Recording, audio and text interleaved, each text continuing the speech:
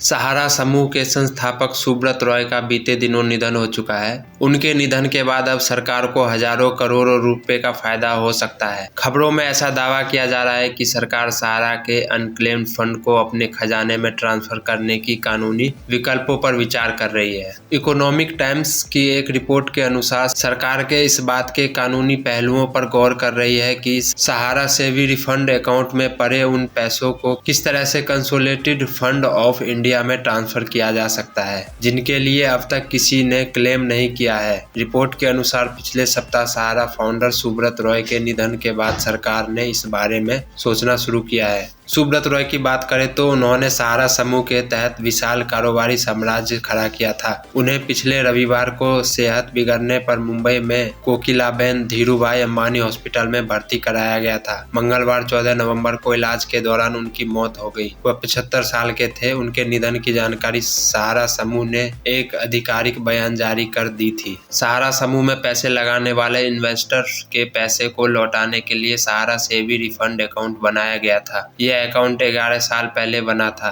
ET की report बताती है कि बीते 11 सालों में से भी सहारा रिफंड अकाउंट में रखे पैसे को क्लेम करने वाला एक भी दावेदार नहीं आया सामने। एक अधिकारी के हवाले से रिपोर्ट में कहा गया कि इसी कारण सरकार को फंड को एक अलग अकाउंट में कंसोलिडेटेड फंड ऑफ इंडिया के पास ट्रांसफर करने पर विचार कर रही है। उसके बाद निवेशकों के पैसे को लौटाने के लिए अलग व्यवस्था की जा सकती है। अभी तक सहारा समूह के 17,526 आवेदकों को 138 करोड़ रुपए का भुगतान किया गया है, जिसमें 48,326 अकाउंट इन्वॉल्व्ड है। वहीं 31 मार्च तक के आंकड़ों के अनुसार सहारा समूह के विभिन्न सरकारी बैंकों में खुलाए गए खातों से की गई रिकवरी का आंकड़ा 25,163 करोड़ रुपए है। इस तरह देखें तो अभी 25,000 करोड़ रुपए से ज्यादा ऐसा फंड है जिनके लिए क्लेम नहीं मिला और जिसे अब सरकारी खजाने में ट्रांसफर किया जा सकता है। बीते दिनों गृह मंत्री अमित शाह ने सहारा समूह के निवेशकों को पैसा लौटाने की मुहिम शुरुआत की है, जिसके लिए खास पोर्टल की शुरुआत हुई है। निवेशकों को पैसा लौटाने के लिए central registrar of cooperative society को 5,000 करोड़ रुपए ट्रांसफर किए गए हैं। उसके बाद भी रिफंड में 20,000 करोड़ रुपए से ज्यादा की रकम बची है। रिपोर्ट के अनुसार सेबी के द्वारा फंड के लिए दावा करने वालों को नहीं खोज पाने की स्थिति में सरकार इस्तेमाल कर सकती है। पैसे का इस्तेमाल समाज के कल्याण या गरीबों की भलाई की योजना पर किया जा सकता है।